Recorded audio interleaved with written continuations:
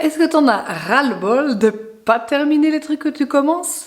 Genre tu commences à débarrasser la table du petit-déj et puis 2 heures après tu réalises que en fait les 3/4 du petit-déj sont encore sur la table. Ou tu commences par ranger une pièce quelque part dans ta maison et puis quand tu reviens 2 jours après en fait tu réalises que t'as sorti tout d'une armoire mais que t'as rien rangé du tout en fait, que t'as commencé une autre pièce et puis finalement la cave et puis finalement t'es allé amener tes enfants à l'école. Ça t'arrive ça?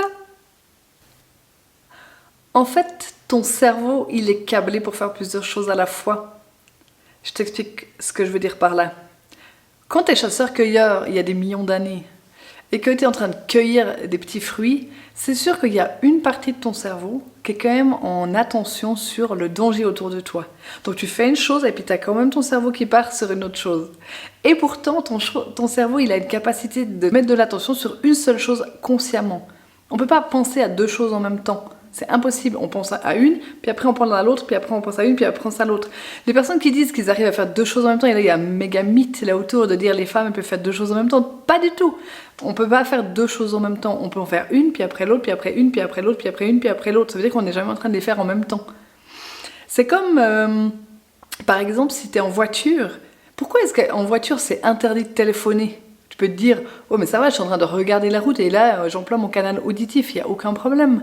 Pourquoi est-ce que je ne pourrais pas téléphoner en même temps que je conduis? Parce qu'en fait, au moment où tu vas téléphoner, ton cerveau, lui qui il entend quelque chose mais qu'il n'a pas les images, tu vois pas la personne qui est en train de te parler, tu vois pas la personne qui est au bout du fil. Donc tu vas devoir, à l'intérieur de ton cerveau, créer des images de ce que la personne te dit et imaginer quelque part comment la personne elle est au bout du fil. Et donc du coup, tu utilises ton canal visuel et en même temps que tu conduis, et là, tu utilises aussi ton canal visuel. Donc en fait, tu as quelque part 2 informations qui sont importantes qui vont utiliser le même canal.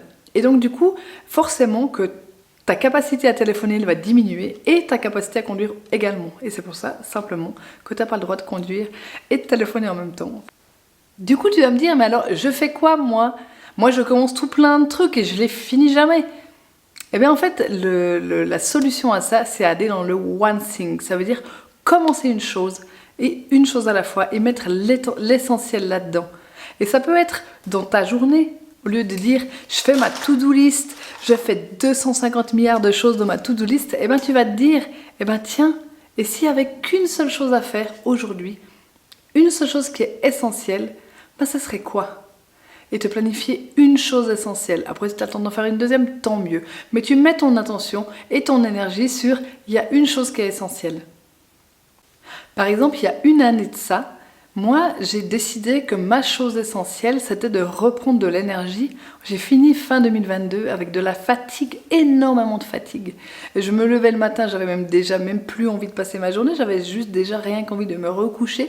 Et je me suis dit, la chose essentielle dans ma vie, c'est d'avoir de l'énergie, d'avoir un corps, comme j'avais écrit en termes d'objectifs, souple, puissant et harmonieux, et me lever tous les matins avec la sensation que tout est possible. Et ça, c'était mon objectif fin 2022 pour fin 2023. Donc maintenant, j'arrive à fin 2023 et je perçois que comme j'avais eu un objectif durant mon année personnelle, eh ben je l'ai atteint. Je me lève tous les matins en sentant que tout est possible et j'ai de l'énergie dans mon corps et j'avance et c'est hyper cool. Par contre, si je m'étais dit je veux en même temps faire ça et en même temps développer telle chose et puis refaire toute ma maison et puis en même temps m'occuper hyper bien de mes enfants, enfin j'aurais comme dispatché toute mon énergie et il y a bien des chances que les 3/4 de mes objectifs je les aurais pas atteints. Donc la puissance du one thing, là j'ai envie de te poser la question, c'est bientôt Nouvel An, c'est quoi ton essentiel en fait pour Nouvel An? Ah, peut-être que c'est arriver en étant la plus belle de la soirée. Ok, bah comment tu vas mettre ton énergie durant cette semaine pour réussir ça? Peut-être que tu accueilles des gens chez toi. Aujourd'hui, là maintenant que tu regardes cette vidéo, c'est quoi ton one thing? C'est quoi le plus essentiel pour réussir à accueillir les gens à Nouvel An chez toi? Et je t'invite chaque jour en fait à te dire c'est quoi mon one thing. Jeter tes listes de to-do list, parce qu'une to-do list, il y en a tellement qu'on sait qu'on n'a fini jamais. Donc au lieu d'aller dans cette largeur et rajouter et être frustré et avoir une sensation qu'on n'en a pas fait assez en permanence, eh bien aller au one thing et focuser ton cerveau. Il y a une loi qui s'appelle la loi de Pareto qui dit que 20% des actions bien placé génère 80% des résultats. Et que souvent on met son énergie sur le 80% qui sert à rien, qui génère à peine 20% des résultats. Donc c'est te dire dans ta vie aujourd'hui, c'est quoi les 20% sur lesquels si tu mets ton énergie, ça va générer 80% des résultats. Moi par exemple, cette année, j'ai réalisé qu'une des choses qui me prenait beaucoup d'énergie, c'était ma vie de couple. Parce que j'avais beaucoup de frustration, on avait beaucoup de tension dans le couple. Et à chaque fois, en fait, ça me cassait des journées entières de travail où je ruminais, où j'avais des pensées négatives pendant mes journées de travail, ce qui faisait que j'avançais pas sur les projets que j'avais. Et je me suis dit à un moment donné, mais en fait, mon one thing, en fait, c'est faire en sorte que le couple, il fonctionne bien et qu'il soit solide. Et c'est pour ça qu'on est parti 4 jours en formation de couple à Lisbonne récemment. Et on a mis de l'énergie là-dedans. Mais en fait, le fait d'avoir mis de l'énergie là-dedans, il y a tout qui va mieux. Ma relation avec mes enfants, mon énergie au travail, ma santé, ma motivation, il y a tout comme qui est décuplé autour en fait.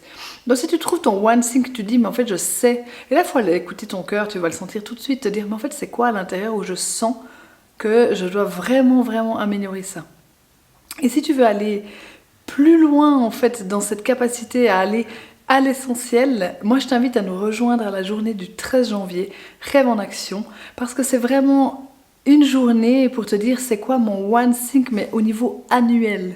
Ça veut dire que c'est quoi l'essentiel que je dois avoir réussi en 2024 pour passer une belle année et progresser dans ma vie quelque part. Si je reste dans ce que je suis là en décembre 2024, je serai frustrée, j'aurai les mêmes difficultés, mais c'est quoi la chose essentielle dans laquelle je veux aller? Et cette journée, elle est faite en sorte que tu passes à l'action et qu'après, tes objectifs, tu les tiennes en fait et que tu implémentes. Il y aura peu d'objectifs, mais par contre, ça va être super puissant. Donc si jamais, clique dans les liens en commentaire et inscris-toi, rejoins-nous, c'est vraiment une journée extraordinaire.